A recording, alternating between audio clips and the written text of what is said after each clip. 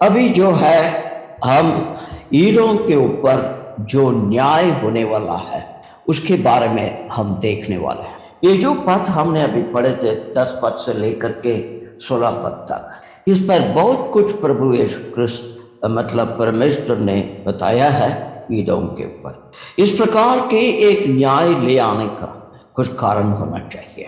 यहाँ पर परमेश्वर ने ईदों के विरुद्ध में जो कुछ भी बोले हैं, इससे हम भी कुछ सीख सकते हैं। इनके हर एक जो क्रिया यहाँ पर ये 10 पद से 16 पद तक लिखा है, उसको थोड़ा सा हंसते हंसते देखेंगे और उससे वर्तमान इस समय में हम अपने जीवन के लिए क्या लागू कर सकते हैं। इसे समझने के लिए कुछ इतिहास की बातों को भी पहले समझना होगा।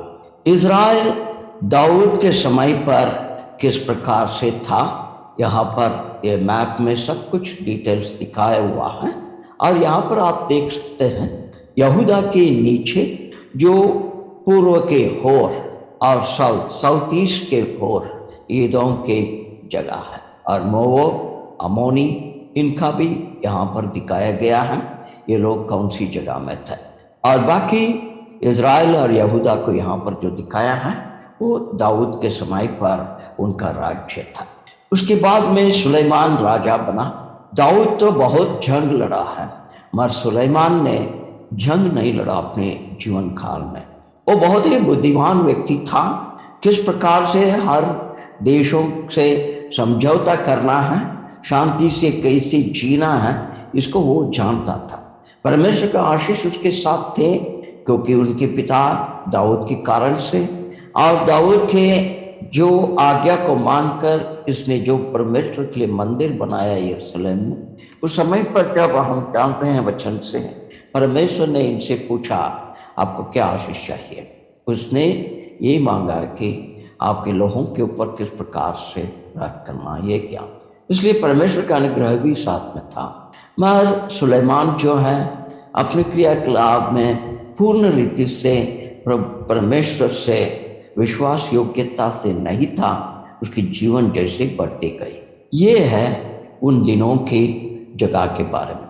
ये एक तरीका से हम देख सकते हैं यहूदा और इज़राइल को दो रंग से दिखाया गया। ये सुलेमान के बाद में देश जो है उत्तर के भाग और दक्षिण के भाग करके अलग अलग हुआ, और उसमें उत्तर के भाग को इज़राइल करके कहते हैं और दक्षिण के भाग को यहूदिया करके कहते हैं।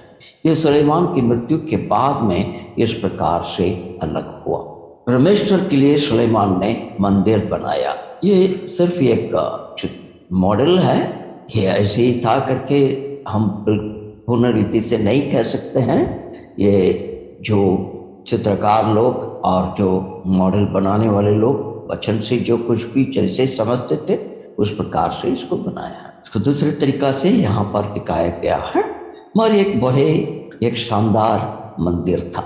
यहाँ पर आप देख सकते हैं सुलेमान की मृत्यु के बाद जब देश अलग होते गया, इसकी शान भी अधिक था सुलेमान के समय से ही, और ये मंदिर के ऊपर बहुतों की नज़र भी थी, और ये लोग भी इस यरूशलेम शहर के ऊपर नज़र लगाए हुए थे। इतने शानदार मंदिर के ऊपर यहूदिया के अनाज्ञाकारिता के कारण से परमेश्वर के न्याय उनके ऊपर आए। वो न्याय इसलिए हुआ है कि परमेश्वर की आज्ञाओं को ये हर बार तोड़ते हुए आए। कुछ राजा लोग ऐसे थे विश्वास योग्यता से, कुछ लोग पूर्ण रीति से विश्वास योग्यता से नहीं थे, और कुछ लोग जो है दुष्टता से भरे हुए लोग भी थे, और कुछ लोग इज़राइल से संबंध भी छोड़े हुए थे, जैसे यहोशूफत जैसे। यह आपके साथ में समझो, परमेश्वर ने अपने भविष्यवक्ताओं को, अपने सेवकों को बार बार इनके बीच में भेजे थे चेतावनी देते हुए, मगर इन लोगों ने उनकी बातों को नहीं माने, अपने चाल चलन को कभी सुधारा नहीं। आखिर में परमेश्वर ने निश्चय किया उनके ऊपर न्याय को लेकर आए। यिर्मयाह भविष्यवक्ताओं के द्वारा ये बातें बताएं कि तुम लोग को कल्दी लोग आकर के बंधुआई में ले जाए। 70 साल के लिए मैं तुम्हें बंधुआई में भेज रहा हूँ। आप लोग एक अलग देश, एक अलग किस्म की जगह में जाओगे, वहाँ पर आपकी भाषा बोला नहीं जाएगा और वहाँ पर आप लोग 70 साल बंधुआई में रहेंगे। और वहाँ पर गुलामी रूप से जब गुलामी करते हुए रहेंगे, वहाँ से मैं आप लोगों को छुड़ाकर 70 साल के बाद में लेके आऊँगा इसी स्थान। वहाँ पर जब तक आप रहते हैं अपने परिवार को बढ़ाइए, अपने घर बढ़ाइए, मगर इस बात पर विश्वास करना मैं तुम्हें वापस लेके आऊँगा। और जितने लोगों को वहाँ पर बंधुआई में जाना पड़ा, उसमें से कुछ लोग विश्वास योग्यता से रहते थे और बंधुआई से वापस आने का समय के लिए इंतजार में थे। और कुछ लोगों को, जैसे हम देखते हैं, वापस 70 साल के बाद में तुरंत तो नहीं आए, मगर अपने आने वाली पीढ़ी को तैयारी किए परमेश्वर के सेवक आय के लिए। उस पर उदाहरण देखते हैं एजरा को, नहमयाह को और भी लोग। इज़राइल इस प्रकार से अलग हो गई सुलेमान के बाद में। और जब कल्दी लोग यरूशलेम के ऊपर हमला किए थे, उन्हें यिर्मयाह ने बोला कि उनके साथ में ज़्यादा तुम लोग जिद्दी मत करो, चले जाओ करके, मगर माने नहीं थे। और कल्दी लोग बहुत थे, एक अति भयानक लोग थे, बहुत ही दुष्टता से भरे हुए लोग थे, अशुर लोगों से भी बढ़कर अधिक ये लोग अत्याचार करने वाले थे। इस प्रकार से यरूशलेम को घेर लिया, उस जंग में उनके ऊपर विजय प्राप्त किए और यरूशलेम और मंदिर को नष्ट भी किया और सारे यरूशलेम शहर को जला दिए और मंदिर को भी पूर्ण रीति से नीचे गिरा दिए और मंदिर के सारे चीज़ों को उठा करके अपने देश में लेके गए ये लोग। और ये किस प्रकार से कठोर रीति से ये लोग व्यवहार करते थे, आप यहाँ पर देख सकते हैं। ये कल्दी लोग यहूदिया के ऊपर, यरूशलेम के ऊपर और मंदिर के अंदर किस प्रकार से प्रवेश करते हुए उसे ध्वंस किए थे। और अंतिम में ये लोग पूरे शहर को नष्ट किए, सब जल गया। कुछ लोगों को बंधुआई में लेकर गए। यहाँ पर 70 साल की बंधुआई शुरू होती है। कुछ लोगों को इस प्रकार से लेके चले गए, बहुत ही कष्ट से, बच्चे भी नहीं देखे, स्त्री भी नहीं देखे, बड़े भी नहीं देखे, सबको निकाल कर बहुत दूर तक चला के लेके गए बंधुआई में। और उस समय पर यह भी हुआ कि एदोम अपने पहाड़ के क्षेत्र में होते हुए उच्च ऊंचे स्थान से यहूदिया के सारे काम को देखते रहे और शत्रु के साथ में भी मिल गए, ताकि यहूदिया के इस परिस्थिति से उनके बहुत आनंद भी हुआ। अभी हमने वचन में कुछ ही समय के पहले पढ़े थे, जब तेरे भाई लोगों को बंधुआई में लेकर जा रहे थे तुम उससे आनंद किया करके। हम अब देखेंगे एदोम के क्या क्रिया थी इस संदर्भ में और उससे क्या शिक्षा हम सीख सकते हैं। 10 पद को पढ़िए। एसाव, उस उपद्रव के कारण जो तूने अपने भाई याकूब पर किया, तू लज्जा से ढपेगा और सदा के लिए नाश हो जाएगा। यहाँ पर इस बात को लिखा है कि तुम अपने भाई याकूब के विरुद्ध में जो उपद्रव लेके आए, इससे तुझे शर्म में होना होगा। जब उनके फाटक के अंदर 11 पद में लिखा है शत्रु लोग घुसे थे, उसके पहले कुछ बात देखेंगे। ये लोग क्या उपद्रव अपने भाई याकूब के विरुद्ध में लेके आए, ये 10 पद में जो लिखा उसी जब समझेंगे एक क्रमांक रीति से, जब 11 पद भी हमें अच्छी रीति से समझ में आएगा। 11 पद को पढ़ने के पहले उत्पत्ति का किताब 27 अध्याय के 41 पद को पढ़िए। एसाव ने तो याकूब से अपने पिता के दिए हुए आशीर्वाद के कारण बैर रखा, सो उसने सोचा कि मेरे पिता के अंतकाल का दिन निकट है, फिर मैं अपने भाई याकूब को घात करूंगा। ईसाव देखिए किस प्रकार के मन भावना से भरा हुआ व्यक्ति था। यहाँ पर इस बात को लिखा है कि जब उसके छोटे भाई ने उसकी पैलोटा का हक को छीन लिया करके जब पता हुआ, पिताजी ने वो आशीष उनको दे दिया, तब उसने, बाइबल में लिखा है कि अपने हृदय में कहा, अपने मन में ये बातें विचार किया। क्या विचार किया? मेरे पिता के अंतिम का दिन निकट है। अंग्रेजी में लिखा है कि the days of mourning of my father are at hand. उस दिन तक मैं इंतजार करूंगा, उसके बाद मैं मेरा भाई को मारूंगा। देखिए कितने अंदर बुरे विचार, दुष्टता के विचार को रखा।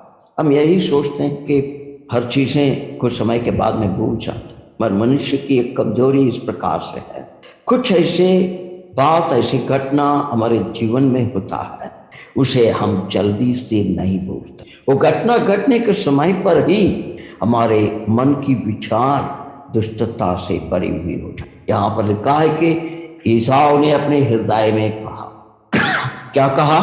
मेरे पिता के अंतिम का दिन निकट है। मतलब हम भी कभी सोचते हैं ये दिन नजदीक आने वाला है, मैं दिखाऊंगा इस प्रकार से अपने भाई को मारना चाहता। अभी आप समझ सकते हैं याकूब जब अपने पत्नी और बच्चे सभी को लेकर के वापस आ रहा था, ईसाऊ ने जाकर के जब उसको मिला, क्या उसने पूर्ण रीति से हर चीजें भूल कर खुशी से उसे स्वागत किया होगा? नहीं, मन के पीछे वो विचार हमेशा रहते हुए आया है और उस भावनाओं को अपने संतानों के अंदर भी उसने जरूर दिया। क्योंकि जब इज़राइल एक राष्ट्र के रूप में बंधुआई से मिस्र देश से वापस आए थे, तब उन लोगों ने किस प्रकार से उनसे व्यवहार किए, उससे हमें पता होता है सदियों से इनकी मन की बदला की भावना और क्रोध कभी नहीं निकला। मसीह लोगों में भी ऐसे होता, कभी हुए गलती के लिए, कभी हुए कोई समस्या के लिए आज भी बहुत से कलीसियाओं अलग अलग है, साथ में नहीं है, विश्वासी एकता में नहीं है, विभाजन हो गई है। 1840 साल में या 50 साल में जो विभाजन हो गई थी, उसकी परिणाम सारी पृथ्वी में है, कलीसियाओं में, असेंबली के अंदर। वो भी जिस देश में विभाजन है वहां पर वो घटना नहीं हुआ, दूसरी जगहों में हुआ। ये सब हकीकत को हम समझना चाहिए। दुष्टता, शत्रुता, मन की जो मन के अंदर हुई चोट को पीढ़ी पीढ़ी तक नहीं लेके जाना चाहिए। हर चीजों को प्रभु यीशु क्रिस्त जैसे हमारे हर पापों को कबूल करने से क्षमा कर लेते हैं, उसके बाद में परमेश्वर से जैसे स्मरण नहीं करते हैं दोबारा, उस प्रकार से होना चाहिए। पर अभी भी हम देखते हैं मसीहत में किस प्रकार की समस्या। अब जाएंगे ये लोग किस प्रकार से अपने भाइयों के विरुद्ध दया भी नहीं दिखाएं और उनके किस प्रकार से घृणा किए। निकालिए गिनती का किताब 20 अध्याय उसका 14 पद को पहला पढ़िए, उसके बाद में 17 से 21 पद तक पढ़िए। फिर मूसा ने कादेश से एदोम के राजा के पास दूत भेजे कि तेरा भाई इस्राएल यूं कहता है कि हम पर जो कलेश पड़े हैं वह तू जानता होगा। 17 से 21 तक पढ़िए। सो हमें अपने देश में से होकर जाने दे, हम किसी खेत व ताक की बारी से होकर ना चलेंगे और कुओं का पानी ना पिएंगे, सड़क सड़क होकर चले जाएंगे, और जब तक तेरे देश से बाहर ना हो जाए तब तक ना दाहिने ना बाई मुड़ेंगे। परंतु एदोम ने उसके पास कहला भेजा कि तू मेरे देश में से होकर मत जा, नहीं तो मैं तलवार लिए हुए तेरे सामना करने को निकलूंगा। इजरायलियों ने उसके पास फिर कहला भेजा कि हम सड़क की सड़क चलेंगे, और यदि हम और हमारे पशु तेरे पानी पिए तो उसका दाम देंगे हमको, और कुछ नहीं, केवल पाँव पाँव चल कर निकल जाने दे। परंतु उसने कहा तू आने ना पाएगा, और एदोम बड़ी सेना लेकर भुज बल से उसका सामना करने को निकला आया। इस प्रकार एदोम ने इस्राएल को अपने देश के भीतर से होकर जाने देने से इनकार किया, इसलिए इस्राएल उसके ओर से मुड़ गए। अब देखिए किस प्रकार से अपने भाइयों से व्यवहार, हृदय में दया की बात है ही नहीं। इतनी स्पष्ट इस्राएल ने कहा हम ये करेंगे, ऐसे करेंगे, पानी जो जानवर पिएगा तो भी उसके लिए हम दाम आपको देंगे। फिर भी उसने क्या कहा, तुम बिल्कुल हमारे देश के से नहीं गुजरोगे, और आओगे तो हम तलवार से तुझे सामना करेंगे। और ये लोग जाकर उन्हें सामना करके दिखाया भी। इससे हम समझ सकते हैं मन में कितना द्वेष से भरे हुए लोग थे ये लोग। अब निकालिए आमोस का किताब 1:11। यहोवा यहोवा यूं कहता है, एदोम के 3 क्या वरन 4 अपराधों के कारण मैं उसका दंड ना छोड़ूंगा, क्योंकि उसने अपने भाई को तलवार लिए हुए खदेड़ा और कुछ भी दया ना की, परंतु क्रोध से उसको लगातार फाड़ता ही रहा और अपने रोष को अनंत काल के लिए बनाए रहा।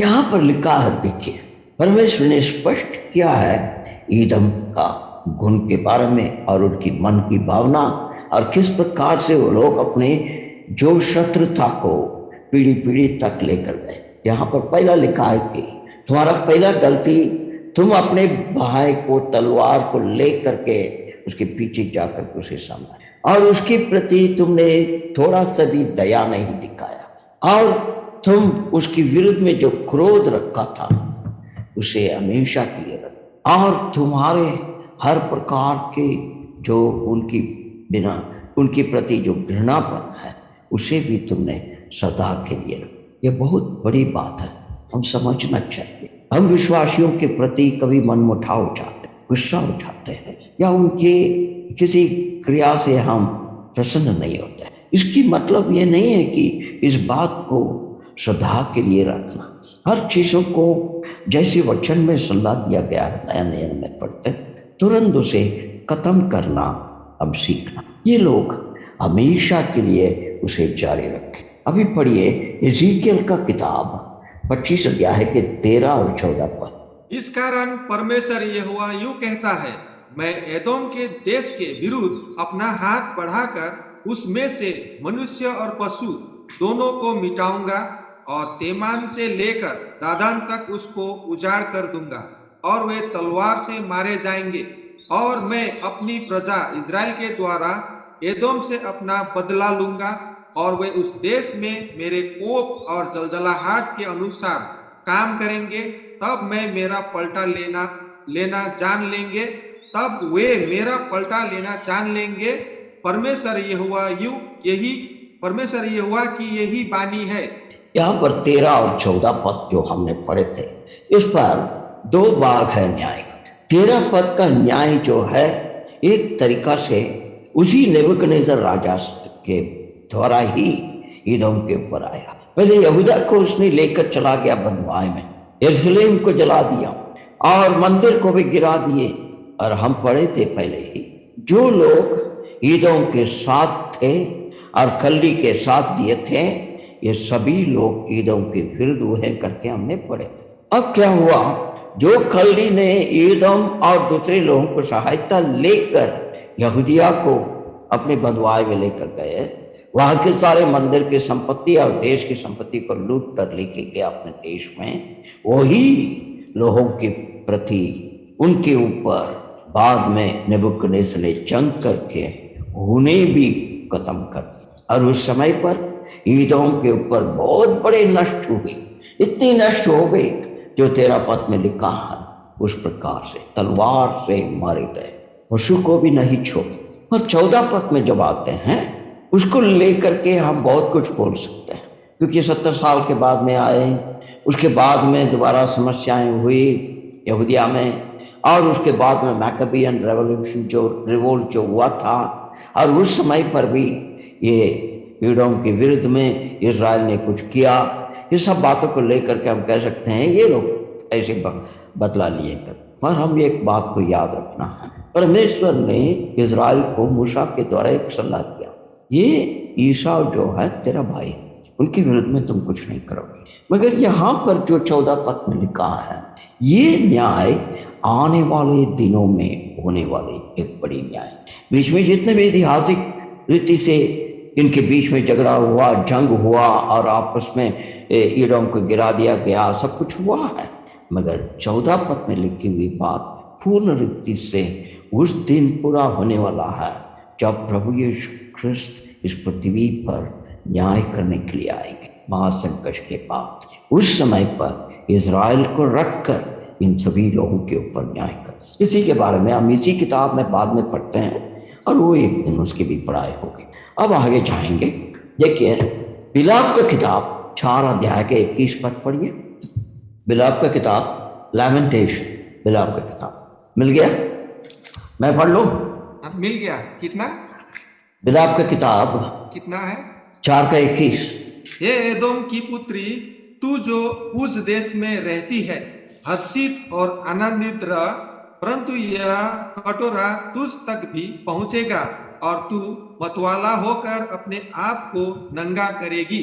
यहाँ पर इस बात को परमेश्वर कहते हैं कि कैसे ईदोम के ऊपर उस अंतिम न्याय होने वाला। मगर ये पद तो हम लोग आने वाले दिनों में पढ़ने वाले थे, मगर मुझे अचानक याद आया, इसलिए मैंने इस पद को कहा पढ़ने के लिए, क्योंकि अभी अभी मैंने कहा कि उनके ऊपर एक बड़ी न्याय होने वाला है और उसके बाद में ये लोग कभी नहीं रहेंगे करके। अब हम जाएंगे आगे इसी विषय में।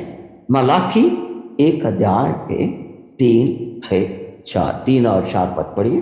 मलाकी 1 और 3। अच्छा पढ़िए। परंतु एसाव को अप्रिय जानकर उसके पहाड़ों को उजाड़ डाला और उसकी बपोती को जंगल के गिद्धों का कर दिया। एदोम कहता है, हमारा देश उजड़ गया है, परंतु हम खंडहरों को फिर कर बसाएंगे। सेनाओं का यहोवा यूं कहता है, यदि वे बनाए भी, परंतु मैं ढा दूंगा। उनका नाम दुष्ट जाति पड़ेगा और वे ऐसे लोग कहलाएंगे जिन पर यहोवा सदैव क्रोधित रहे। यहाँ पर परमेश्वर कहते हैं ये लोग तो कहेंगे हम हार नहीं मानेंगे, हम दोबारा बनाएंगे, हम दोबारा बड़ा हो जाएंगे। वो जितना भी बनाए हैं मैं गिराते रहूंगा उसको। अंत में मैं उनकी दुष्टता के ऊपर ऐसे न्याय करने वाला हूं, ये कभी नहीं रहेंगे। जब हमने इस बातों को जब पढ़ते हैं, हमारे मन में इस बात को पता चलता है परमेश्वर हर चीज को भूलते नहीं है। हर एक क्रिया के ऊपर उनकी न्याय जरूर होगी। इसलिए मसीह जीवन में हम किस प्रकार की भावना से, किस तरीका से हर एक से व्यवहार करते हैं, क्या करते हैं, इस बात को हम समझना चाहिए। इसके ऊपर हम ध्यान देना चाहिए। अब 11 पद को पढ़िए। ओबदया के 11 पद। ओबदया के 11 पद को पढ़िए।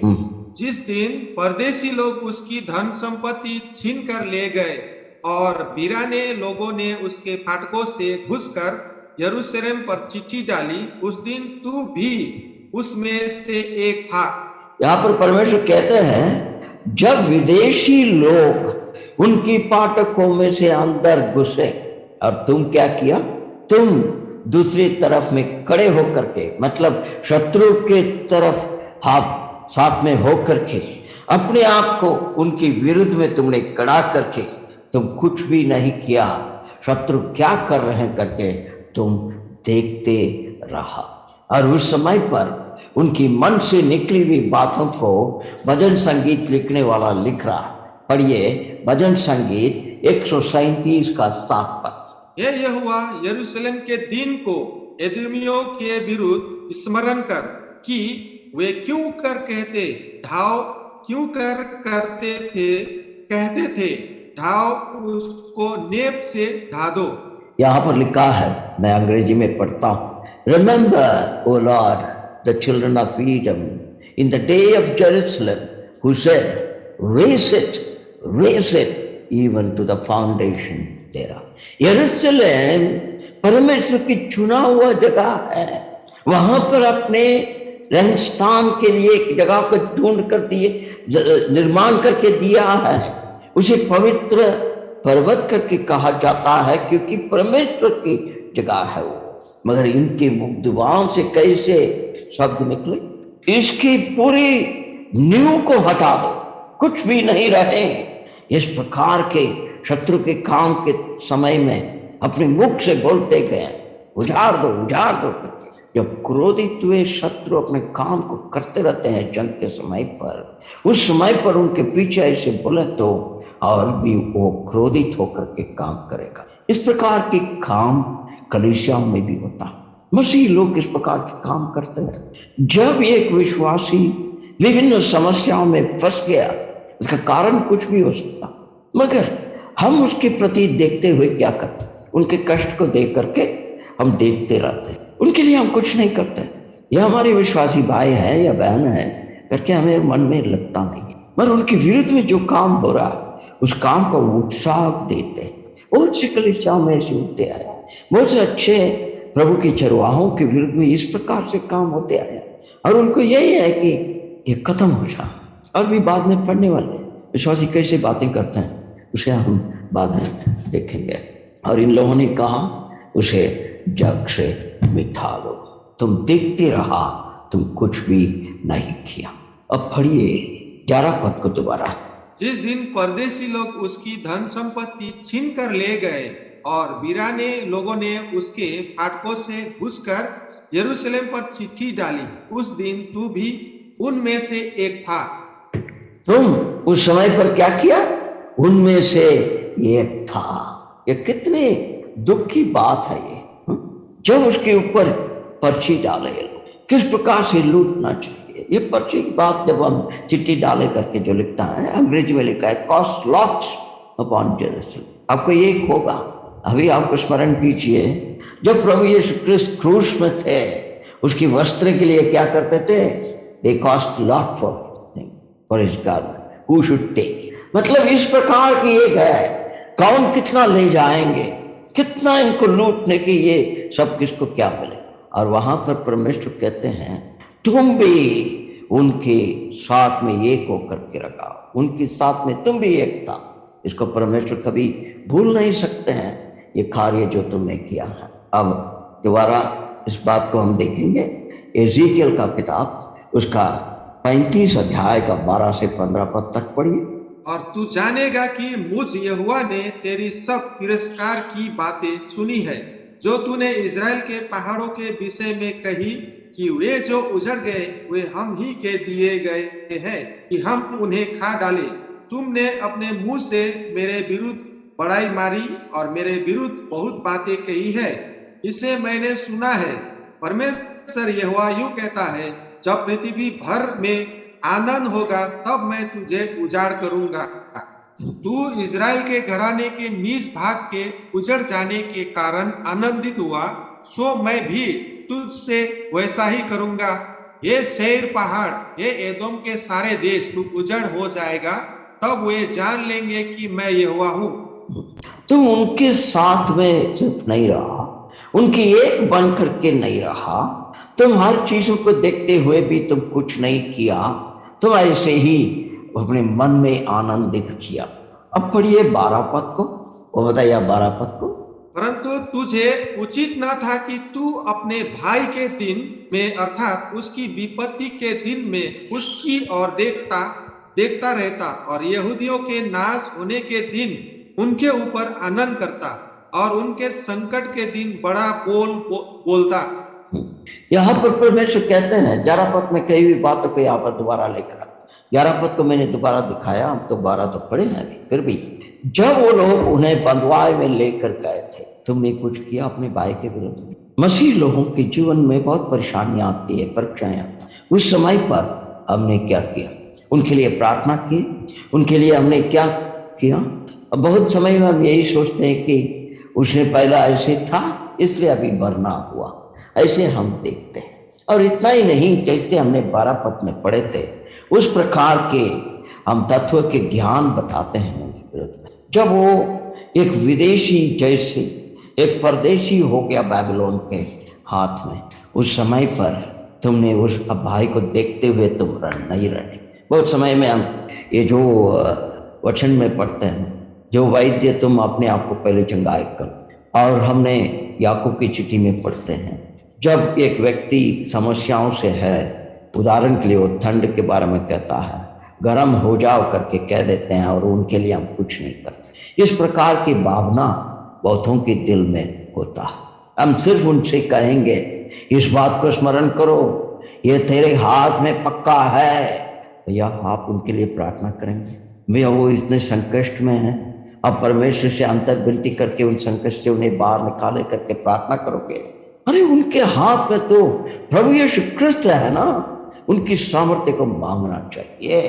पवित्र आत्मा है उसके अंदर, सब कुछ उसके अंदर है। ऐसे हम बहुत सारे बातें बताते हैं और बेचारा उसको हमारी प्रार्थना की सहायता की जरूरत। जब हम वचन में पढ़ते हैं नया नियम में, प्रेरित इस बात को लिखता है, मैं आपके लिए निरंतर प्रार्थना करते रहता हूं। और वो कहता है कि आप लोग भी मेरे लिए प्रार्थना कीजिए ताकि मैं मसीह की सुसमाचार को हिम्मत से सुना सकूं। क्या वो विश्वासी लोग उनसे जाकर के कहें, पौलुस साहब आपके अंदर तो शक्तिशाली पवित्र आत्मा है, आप उसको सहायता लीजिए, आप हिम्मत से बोलेंगे, ऐसे बोले हम लोग।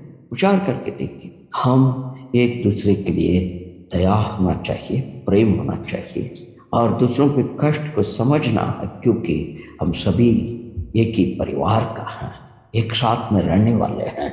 इस बात को हम ध्यान में रखना चाहिए। जब उन लोगों को पूर्ण रीति से नष्ट किया गया, यरूशलेम को नष्ट कर दी, और सिर्फ तुम देखते नहीं रहा और तुम उससे आनंद उठाया। यहूदा के प्रांत में यरूशलेम एक मुख्य स्थान है, पवित्र शहर।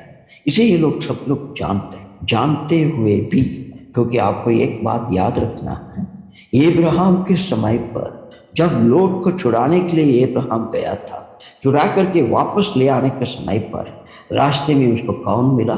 शालेम का राजा मेल्कीजेदेक। और उसकी पहचान क्या दिया है? जीवित परमेश्वर का याजक, शालेम का राजा। यरूशलेम को उन दिनों में शालेम करके कहते, मतलब वहां पर जीवित परमेश्वर को उपासना करने वाले, बलिदान चढ़ाने वाले एक याजक था उस जगह। मगर ये लोग उसके प्रति उस जो सच्चे इतिहास को स्मरण नहीं, स्वार्थीपन से जब बढ़ जाते, परमेश्वर के कार्य को हम स्मरण नहीं कर सकते। भैया एक विश्वासी को कैसे परमेश्वर ने बचाया, विश्वास में लेके आए, उसको थोड़ा हम स्मरण करें ना, तब हमें पता होगा परमेश्वर के अनुग्रह इनके ऊपर कितने अद्भुत है।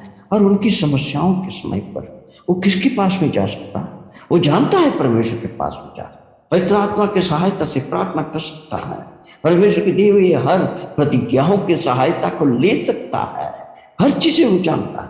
मगर एक बात आप याद रखें, वो भी हमारे जैसे एक मनुष्य के संगीपन को हमेशा चाहे। जैसे बच्चे का चोट लग गई, दर्द से रो रहा, माँ उसको पास में लेती है, दवाई भी लगाती है और कहती है कि बेटा तुम थोड़ी देर ये दर्द रहेगा फिर ठीक हो जाएगा, तुम तो मजबूर, तुम तो बलवान हो करके उसको ताड़स देती है। मगर फिर भी बच्चे रोते रहता है, माँ को बोलता है कि और भी मुझे दर्द हो रहा, दर्द कमती नहीं हो रहा। तब कभी कभी माँ क्या करती है, जहाँ चोट लग गई उस जगह को देख करके वहाँ पर अपने मुख से थोड़ा सा हवा को फूकती हैं। अभी देखो, तब बच्चा को लगता है कि मुझे आराम मिल गया। इस प्रकार से विश्वासी लोगों का एक साथीपन को हर व्यक्ति चाहता है अपने संकट के समय पर। उस समय पर इनके जैसे ईदों के जैसे फिलोसोफाइज नहीं करना चाहिए, तत्व ज्ञान की बातें नहीं करना, ये हम सीखना। जब उन्हें बाबिलोन लेके चले गए, ये लोग सब बहुत दूर तक जाना हुआ, शहर उनके सामने जल गई और हर चीजें उनकी आशा के विरुद्ध में होते आए। मगर परमेश्वर ने भविष्यवक्ता से जो बातें कहा वो बात पूरा हुआ है। यहाँ पर लिखा है कि उनकी जो 12 पद लिखा, उनकी संकट के दिन में तुमने क्या किया? आनंद मनाया और तुमने बहुत घमंड से बातें की। 12 पद को पढ़िए दोबारा। परंतु तुझे उचित न था कि तू अपने भाई के दिन में अर्थात उसकी विपत्ति के दिन में उसकी ओर देखता रहता और यहूदियों के नाश होने के दिन उनके ऊपर आनंद करता और उनके संकट के दिन बड़ा बोल बोलता। संकट के दिन पर बड़ा बोल बोलता। यहाँ पर जो अंग्रेजी बाइबल में लिखा है, you should not have spoken proudly in the day of distress. दूसरों की समस्याओं के दिन पर बड़े बोल नहीं बोलने का। इन वर्तमान समय में भी बहुत से लोग बहुत कष्ट से गुजर रहे, उनके कष्ट को हम समझना बहुत मुश्किल है, क्योंकि हमें परमेश्वर ने अपने अनुग्रह से अच्छी स्थिति पर रखे। एक व्यक्ति ने एक सवाल किया, इतने सारे प्रभु के सेवक लोग को परमेश्वर ने उठा लिया इस बीमारी के द्वारा, यह न्याय है या आशीष? यदि हमें परमेश्वर ने हर चीजों से छुड़ाकर अनंत का जीवन के लिए रखे हैं, तो फिर क्यों इतने कष्ट से इस बीमारी से हमें गुजरना? हमारे विश्वास क्या कमजोरी है? इस प्रकार के सवाल कुछ लोग करते आ रहे हैं, यह हकीकत। और उस समय पर हम क्या बात करें? जैसे याकूब के पत्री में लिखा है, एक व्यक्ति की कपटी मतलब उसका जो हिपोक्रेसी के बारे में ऐसे हम बातें करें।